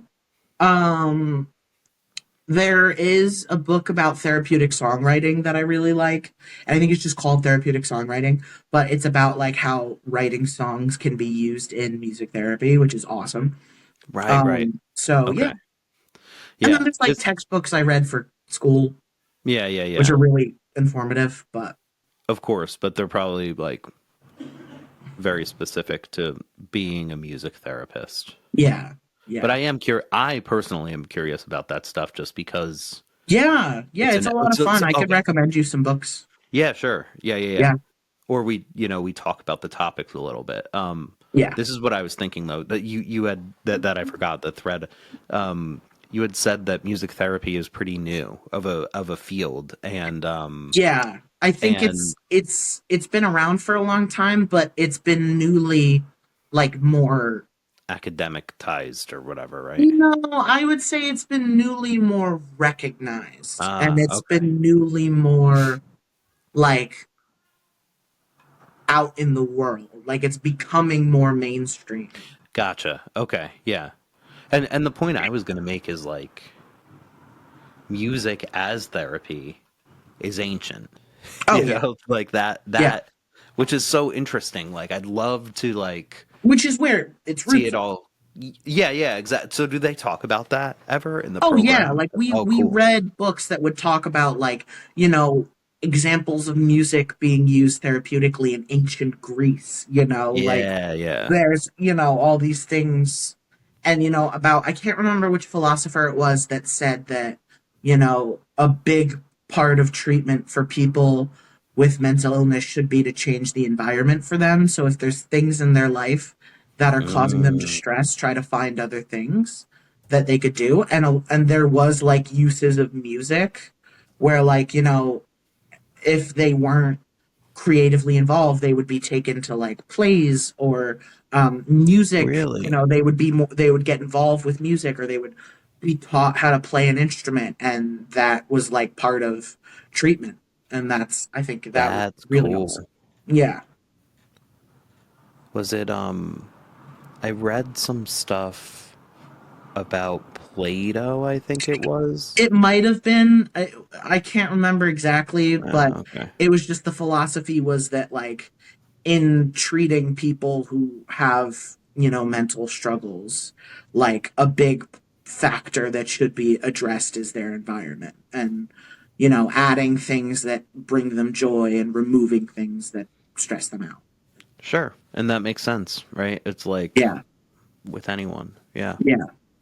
That's cool. Um I think that for children too, like just Mhm. regular children, Yeah. unspoiled or whatever, pure children still, Yeah. like kindergartners and stuff, learning it preemptively could be very powerful. Like Mhm. learning some of these things, like, oh, you're set in your setting, and like using music to kind of like I'm so fascinated by that. I mean, I'm a father too, so I Yeah. think Yeah. about like how, like what, like why am I saying like because I force a lot of music on my children. Like they accept it, so I continue to force it. But like if they ever resist it, I'll pull back. But they're very receptive to it, and I'm just like, Yeah. why do I like music so much? What I does it mean, do? I think everybody likes music. Yeah, I think if people, if I ever met someone that was like, I don't really listen to music, I'd be like, you're not a human being. yeah, I'd be like, you're I not. know. Come here. Hello. Oh shit! There he is. How's We it got to say his name going? 3 times. We were just talking about you, dude. How's it I mean, going? you say my name 3 times, I have to. Yeah, he's like appear. I mean, Beetlejuice. yeah. Yeah, exactly. How you been? Oh, I've been well, thank you. Yeah, yeah. Sick. Doing my thing, Yeah, we were just talking about music therapy. Yeah, Yes, it's a great thing. exactly. What else is up? Oh, oh, not a whole lot. Tonight I am going to have dinner and catch up with Adam Beener from my old band, who's been, I mean, he Sure. been on, never quite left. Keep talking. Oh, who never quite left, who's never quite left my music on like the other non-specifics. He co-wrote a song on the last record. He was co-writing a song on the one that we're making now. And he will also be doing a great deal of recording with him this time around. Hell As sort of yeah. our northern engineer. So today's like a first stab pre-production type of, well, not mid-production needed, really. So yeah, Sick, that'll be dude. really cool. Rich was saying we should both do an episode. That'll be really fun. Yeah, yeah. Well, Yeah. and Stuff. we have to do it. We have to do the Andrew and the Valentines too. Like, oh yeah, we still haven't done that. Yeah. Well, we were gonna do one with the whole band, which Yeah, didn't work. yeah. We could try that, or we could just do wearing going through it. sunglasses, telling lies. Telling lies. Mhm. We could try to do that too. I'm trying to figure out a way to do a live podcast. Yeah, It's difficult, like AV wise. sure. Yeah, I But understand. Yeah, but yeah, man, we could do yeah. that. We'll But figure we it should out do for a sure. what are we gonna what were you saying, Ray? It can't be brothers anymore. It should just Yeah, be we don't. What are family we gonna Salparent. call our Uh, segment? I don't know what we'll call it. I mean, We gotta figure that out. Just my dad knows. yeah, I Yeah. know. It has to It's be like I'm family aware. Salparent or something like that, you know? To pass, but Yeah, yeah. we gotta figure that out. I'm not. I mean, you know, we can figure it out. Are you Well, guys Welcome doing a Home record? is gonna Are be you on gonna do his a next record record. together? I think we're trying to figure that out. I think our I think the song the song we wrote together, Welcome Home, is going to be on Mm-hmm. at Valentine's upcoming album. He's going to be guest on it, and then Ooh. his next record will include another song that we wrote together, and I'll be his guest. And Yeah. the way I see it, we have a lifetime to keep writing songs together. I can't imagine we won't make a record at some point. Yeah. So I love that feature idea. Or you know, yeah, you both. This is something we didn't talk about yet on here, Ray, but the I think that with both of your bands, I'd love to see more of that. I think it's like a cool idea to pull Yeah. in that I hip mean, hop I'm type sure you thing. will. Yeah, like a record where I hear you and Harrison and Jim Yeah. and and, and you know, Ivo all play their own songs. Yeah. That would be sick. Yeah, that would be sick. I mean, I know that at some point, because Jim Blast threatened me if I don't, I'm gonna have my girlfriend doing harmonies on Oh, some that'd be cool songs too. on the next record because we did a cover together at open mic, and then I came off, and Jim jokingly like grabbed me by the shirt and was like, "You better have her on your next record," and I was like, "I will." Holy crap! Yeah, And I yeah. was like, "Well, He's are you right going to be though. on the next record?" And he was like, "It should be her." And I was like, "Okay, holy crap!" Mm, So because she has a very similar like harmonizing ear, so she does a lot of cool. things that he does. So I'm definitely going to have her on the next record. But yeah, I think it would be cool to have more like features on the record and Yeah, yeah. stuff like that. Like those hip hop albums. You know, it's been like I See, told you, it's hip hop day for yeah, me. I would love. I did have an idea of the next record, like there are the next record like kind of I had an idea of doing deluxe version of Mm, Headed for Somewhere, like with my voice and then featuring all different people on each song. oh, like Noah Khan, Yeah, just like that Noah was Khan. that was something I was Yeah, thinking about. yeah. he did that. I Yeah, haven't that's listened to been a an lot of idea his I've been stuff. throwing around in my head. Yeah, Noah Khan recorded there's like a bonus disc where it's Stick Season again, but like every song's with Like featuring someone. with like And it's like a different arrangement. Hosier and Casey Musgraves. And, Yeah. I've thought of doing something like that myself because I have an album for like that I've been sitting on for like 3 years now that I haven't been able to work on. And I was Yeah. like, maybe And I just have other people do it. Maybe I yeah, just they do commission. all those songs so differently now Yeah, that yeah. I was thinking of doing like a very like home recorded, just me and the guitar, and then Hmm. featuring someone else vocally on it. Like Yeah. I've been thinking that would be like a fun way to do it. How do you feel about like I Kind of like so a I Whitney Rockland kind of deal. mm-hmm. yeah. Something like that would be cool. Yeah. I have a hard time. My problem is envisioning somebody else singing my lyrics. I feel like they'd have to write another verse or something, you Yeah. know? That's what I I don't can't wrap think my head that's such a around. struggle for me. No? You I would think I just have like them the do it? idea of sharing my Yeah. lyrics with people. Or you share Like the if I verse? could get Harrison singing with me on Thomas and Huck, that would be sick. Yeah. No, That that would be would be sick. sick. Yeah, you have to do that. So I'm sure Yeah. Boy Genius had done Graceland too, with like Julian singing. Probably. Yeah. They sing. Well, Julian do and like Lucy that. sing on Graceland too. Yeah, so there you go. Yeah. All right, get up. I love As he, you. I love you too, Andrew. We'll talk Good to soon. see you. He said, Good to see you too. You too. Um as he leaves, I've thought of I thought it would be cool to do a cover album of Andrew's music too. I think there's enough people that would do that.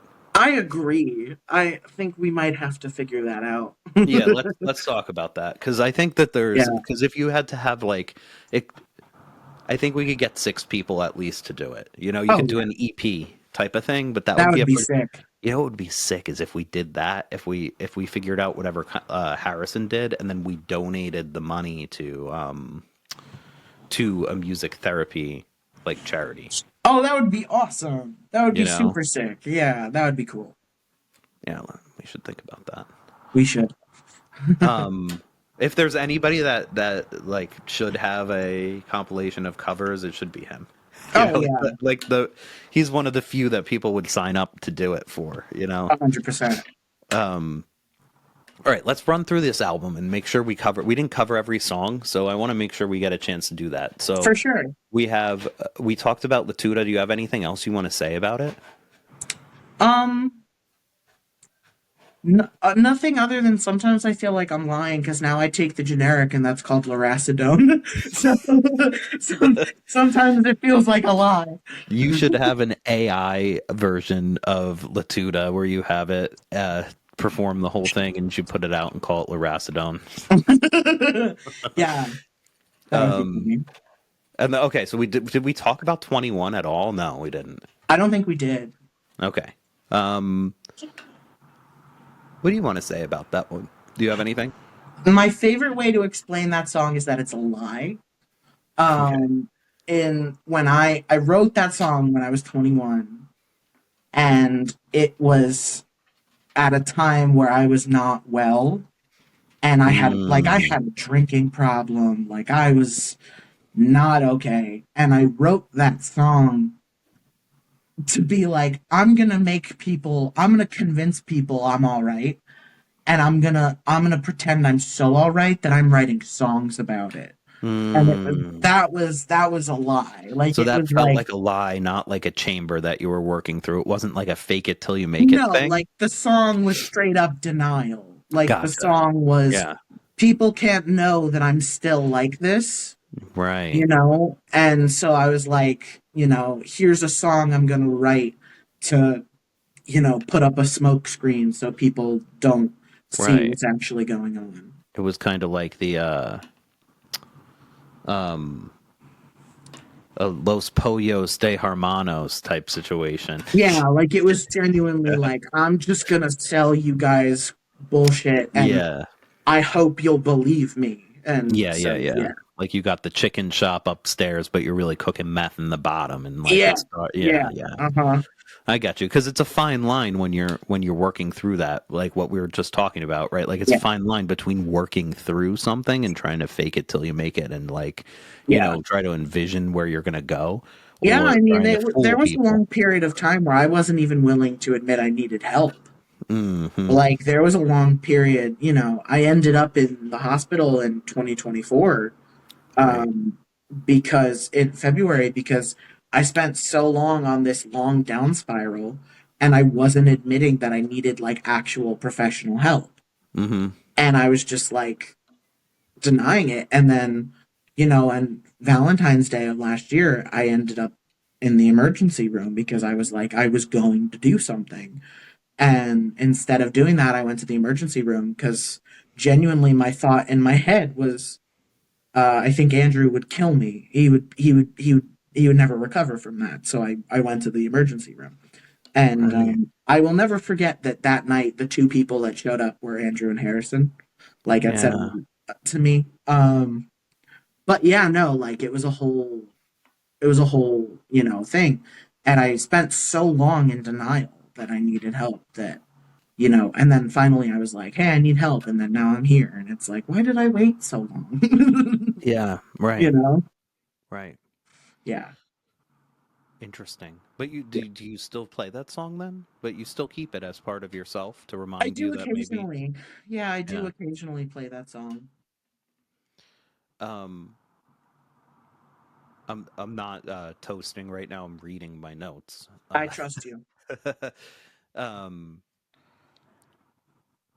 You know what? I liked the production on this song. I had a lot of notes on that, and Yeah.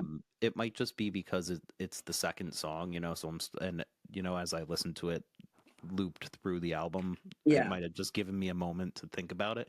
But I liked, and I noticed this on a bunch of them. I really liked the way that you actually built up each song.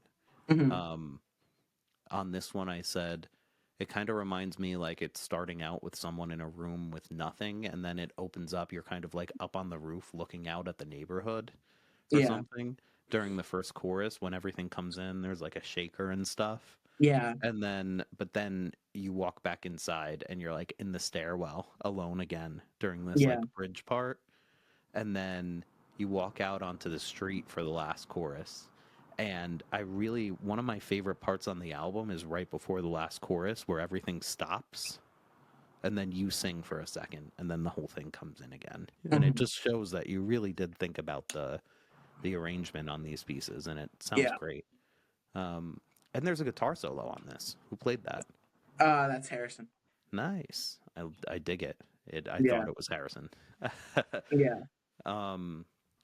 Good solo, Harrison. Yeah. He knows what's up. This song actually reminds me a little bit of a Death Cab for Cutie song. A little bit. Okay, I I could don't know see if you that. listen to them. All right, Turning Out. We did talk about that one. Hmm. Anything else you want to say about it? I don't do it that much anymore. No?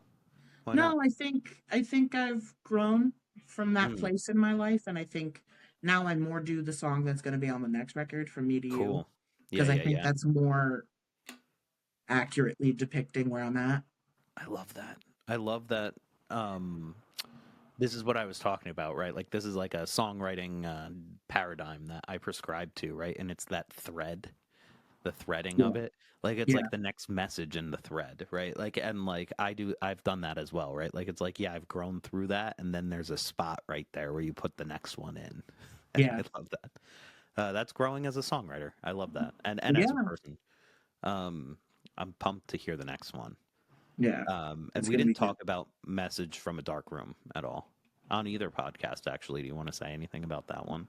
Yeah, Message from a Dark Room was a song I wrote about um being in crisis again, and about like going from just being really not well and like having a drinking problem to being actively in crisis. Mm-hmm.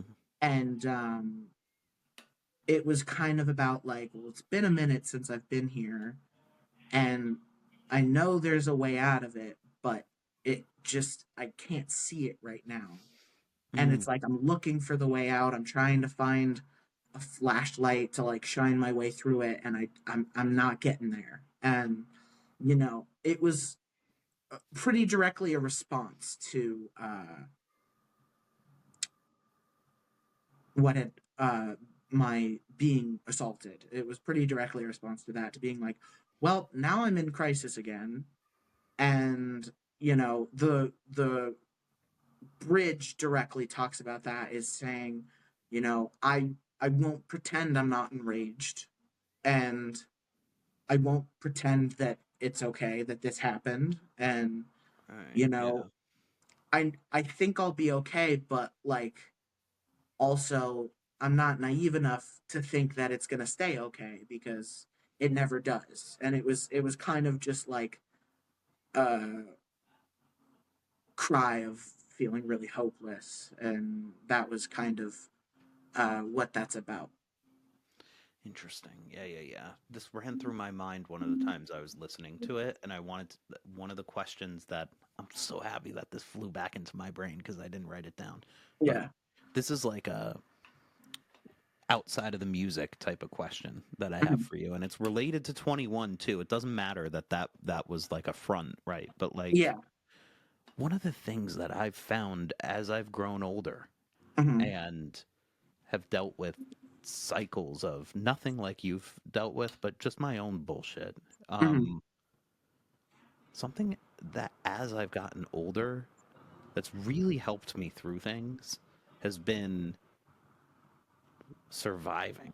and understanding like the next time when you're in that dark place, being able to just think about like it will go away.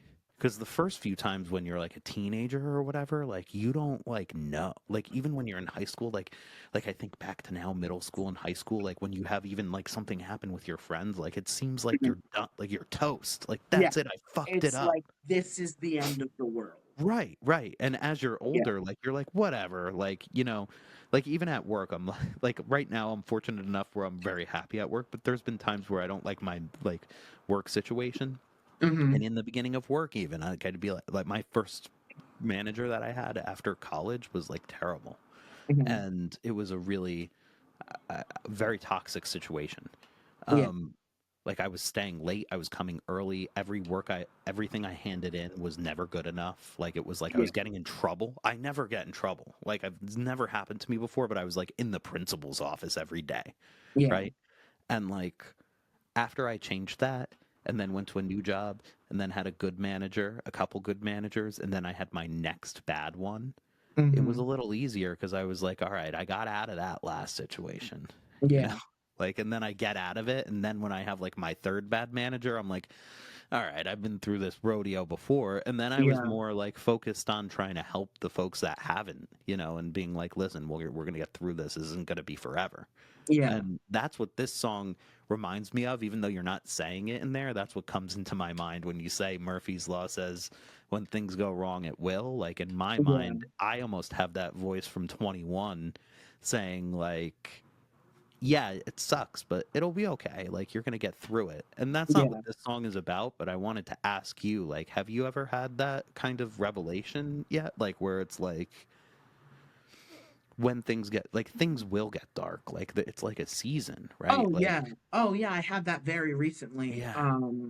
I had been scheduled on December 20th to have top surgery. Oh right, I just And saw this on Instagram like yeah, last night. Yeah, it yeah. got canceled Mm-hmm. because a nurse uh it got canceled as they were putting in my IV to put me under. Jeez. The guy was all marked with Sharpie where the incisions were going to be. Yeah. A nurse got a hold of my chart. In my chart, it says I'm a male because I had my legal gender changed in New Jersey. Mm-hmm. Um, saw that I take testosterone injections, figured out, like, deduced I'm trans, called the ethics committee, filed a complaint, and the ethics committee told the surgeon that I was working with that he couldn't do the surgery because it was a Catholic hospital and my surgery went against their beliefs. And so as they were putting in the IV to put me under, the surgeon came in and was like, the surgery's canceled, we're not doing it. And they essentially were like, I'm sorry, get dressed and leave. Like, get dressed and get out. And It's so crazy. we're like looking into like a lawyer right now because that's illegal because they're federally funded, so they can't Mm-hmm. discriminate like that. Um, but that was really tough, and I've been kind of recovering from that because I was really depressed after that, and it's kind of been like, you know, there's been this voice in my head that's kind of been like, hey man, we've been through worse. Right. Like I Right, right. rescheduled the surgery, it's happening in May. And, it's kind of this voice in my head that sees the silver lining that is like, isn't it nice to be at a time in your life where the worst thing about your life right now is that you have to wait? Mm-hmm. Is that you have to wait to get your surgery. And Right. it's kind But the of just like feelings that you have are reflecting on still like, there. Like it yeah, but sucks. it's kind of Like reflecting on like, hey man, this sucks, but like, you're alive and you don't want to kill yourself and you yeah. have a really great girlfriend and you have a really great family, chosen family, and you're like okay and you're happy. So like, we made it this far. It'd be kind of stupid to lose hope now. So, Right, right. you Yeah. know, Yeah, yeah, yeah. but I definitely look at things very differently. I accidentally turned myself into like a really aggressive optimist where it's like, hey man, we've literally been through hell and back. Like this is Yeah. nothing, you know. Like Right, I kind right. of have to look at myself and be like, dude, like we spent 23 years suicidal. Like you being impatient is it's not that deep. Right. You Right, know? right, right. No, Like totally. Yeah. yeah. And yeah, yeah, yeah. That's exactly it. And this song isn't about that. It's kind of the opposite. But like Yeah. it just made me think of that. Um Yeah. I definitely look at things differently now. There's yeah. definitely a very different voice in my head. And I do occasionally get the like, well, this is the end of the world thought. Right, But right. then like Yeah. the mature like part of my brain will be like, can you shut up? Like Yeah. you're telling lies, man. So it's like, yeah. Yeah. But yeah. And I mean, at least for me, like I've had that, and then I've also had periods where things have gotten darker again for a long Yeah. time. For me, it's when it's like it doesn't go where similar to what we were talking about on this album, right? When you have too many threads that have gone dark, right? Yeah. Because one can go dark, right? Like it's like, all right, so my top surgery got canceled, and there's all this bullshit related to it, but I have a girlfriend, Yeah. right? But like if top surgery gets canceled and you're in a fight with your girlfriend and you can't write your song, like it's like that's when it gets really hard for me when like Yeah. all the threads are dark. Yeah. Um, but yeah, it just has taught me, and I don't practice what I preach all the time, but sometimes you just go to, None of "Urgh." us do. You know what I mean? Like As a it's like, therapist, none of yeah, us do. no, that's exactly it. And I'm in therapy and I have been and I will yeah. be because I can't do for myself what I do for other people. I just Well, can't. and the thing about therapy, I like to be in therapy as pretty consistently. Yeah. The thing that I really like about it is that it just gives you, for me, I tend to do a lot better if I have therapy. Me too. Just from a placebo effect of being like, it lets you kind of freeze things and put them in like the freezer and thaw them out later. So you're like, Yeah. okay, I have somebody I can talk about this bullshit. Let me just put Yeah. that in the freezer for now and keep trucking on this Yeah. week.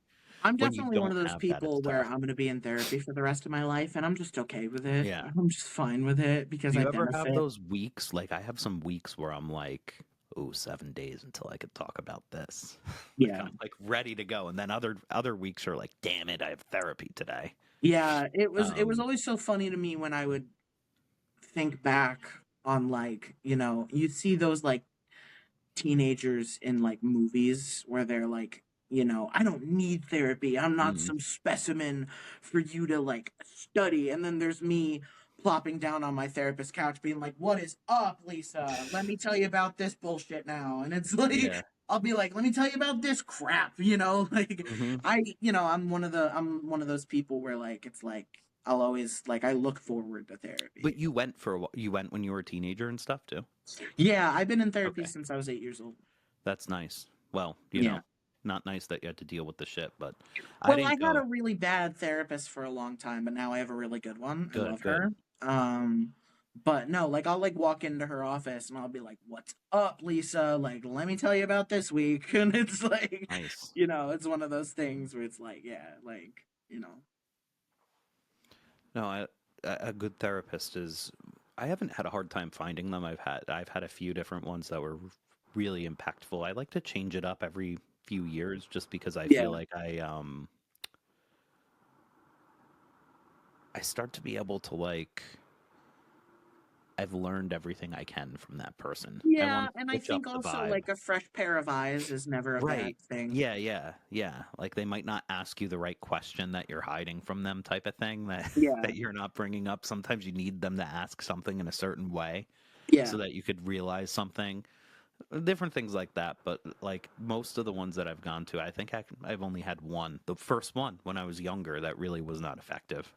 Yeah. But I didn't start going to therapy until I was an adult, but Yeah. I really should have when I was younger for some of my issues and Yeah. I I remember you didn't, said but that you used to faint in class. not used to. I still do. Oh, Yeah, you it's like still faint. Oh, oh wow. yeah, yeah. It's like a real thing. I've Mhm. done better now. I think that like I haven't fainted in a couple years now, but like I Mhm. mean when my son was born, um I had to like I did like some pretty deep EDMR Mhm. therapy just to get through the Lamaze class. Oh like wow. like I Okay. went for like a year to a specialized therapist, and I would like relive like biology class from college and things like Yeah. that. Trauma associated with that. Like I said, yeah, it's very Yeah. compartmentalized, but when it happens, it's real. Yeah. Well, everything else is just like, average person type, getting Yeah. pissed off at your boss or whatever. But those are the things that turn you pretty dark. But like Yeah. music is a good outlet for that. Um, Yeah. I think what else you got? I think we're hitting up on 2 hours. We should probably start to approach the runway. But Yeah, I agree. let's see. I think we talked about every song. I think so. Anything else for Headed for Somewhere that you wanted to talk about that I didn't ask you about? Oh, Um, I have one more thing, but you finish first. yeah, I mean, it was a pleasure to make. Like, it was just so fun, and I wanted to make sure I made a record that, like, I cared about, because I didn't want it to be, like, one of those things where I put it out and people were like, "He didn't give a shit about this record," and it's like, no, like, this was a really important record to me, and Yeah, I think yeah. I'm lucky to be one of those people where, like, I don't think of my first record as being a bad record, you know? I think a lot of people look back and they're like, "That was a terrible record," but no, genuinely, like, it's a good record, and I think I'm really proud of it, and I think it's just gonna evolve from here. I was thinking that even compared to my own first record, I was like, man, you came out with a great first record. Like mine I like for what it is because I just recorded it myself. A, Yeah, a lot of my music doesn't even have an album name because I always planned on going back and recording it in a studio, and I just kept writing songs, so I didn't go back. But like yeah, my first one's very raw, and I just was like, man, Ray did it right. He really did. Like it's thank like you. I was saying, like there's some parts I was gonna say this about. Where did I have it? Oh yeah, Message from a Dark Room. Even from like an artistic perspective, this one most of all, there's a few parts where, like I was saying, it's like a delicate flower, where Yeah, there's like a couple of moments where it almost feels like it's gonna fall apart, mhm, but then it doesn't. yeah, And like I think that adds to the artistic quality of it, like so much, because yeah, like all of this is delicate, right? Like the subjects you're talking about are very yeah, delicate, and I think that adds to the authenticity of it like a lot. Um, yeah. the one last thing that I wanted to bring up was um, that you said you were going to put Brighter on this album, and you didn't. Yeah, I ultimately didn't because I remember, like, having a conversation with, dad and being like, "Yeah, like, I was thinking of putting Brighter on it," and he was like, "Well, I don't think you should." I Mhm. was like, "Why?" And he was like, "Well, this is your record. Like, you have enough songs. You don't need me to contribute to it. Like, you have enough songs. You should just do this." And I dig it. I was like, yeah, all right. He was like, you're a songwriter. Like, you don't need me, to stand on. Like, you're good. Like, you have a full length record. You should do it. And I was like, yeah, I think I will. I like So that. I Yeah. ultimately left it off. I think it could have been good with it or without it, but I like the decision that like I'm with him on that. Especially because you have Half Like You. Yeah, Like that thread is covered by that. yeah. Um, and then I think that's there's one other note that I had here at the top of my notebook, which I think I think you're gonna like this note, but Sure. have you ever noticed that we both have the same initials? You like my delivery there? My sister hates that delivery. We I made do. it sound really important, right? We Yeah, do. we do, right? Yeah. Hell yeah. Well, it's been real. What do you got? What do you got to say? You got any plugs to give everybody? Where can they find you? Yeah, so I primarily post on my personal account now. So it's at Hey Andy Ray. Hmm. So that's me. That's where I post everything. My record is on jamiefett.bandcamp.com, and it's also on Spotify, Apple Music. It's pretty much everywhere. So yeah, I'm really proud of it, and I hope people like it. So yeah, and I'm looking forward to the next time I get to chat with you again. So Same. You know, I always It's always fun. I enjoy doing this with you. So you know, I really do too. we'll And see if I sound like Mufasa next time. I hope so. I hope it just keeps getting lower and See if lower. I sound And like Darth Vader next hopefully time I you come in. eventually sound like Perhaps Johnny you think you're Cash. being treated unfairly. You know, like Yeah. just stupid shit like. If you sound like Johnny Cash, you won't be able to listen to yourself anymore, though, I Oh presume, right? God, no. Yeah. If I come in here and I start like drawling like very low, like Yeah. you have permission to come through the screen and punch me in the face. Well, I will do. Yeah, Yeah. Yeah, it's been real. it's been real. Yeah, so check out Ray. Make sure you listen to the previous episodes. There were a few people mentioned on here. If you got this far, I think that the next step would be to go back and listen to number 37. That would be a good extension. It probably is better to listen to that before this one, but also go back and check out the episode with Harrison and Ziggy. That was a really good one where we talk about the compilation songs that add light to dark. That was the initial catalyst for Ray reaching out the first time to come on here, which was amazing, an amazing serendipitous occurrence. And then there's a few with Andrew as well, who did a little quick walk-in. So check out a few with him and look out for that in the future. And that's it. I'm gonna hit end. Thanks for listening. We'll catch you next time.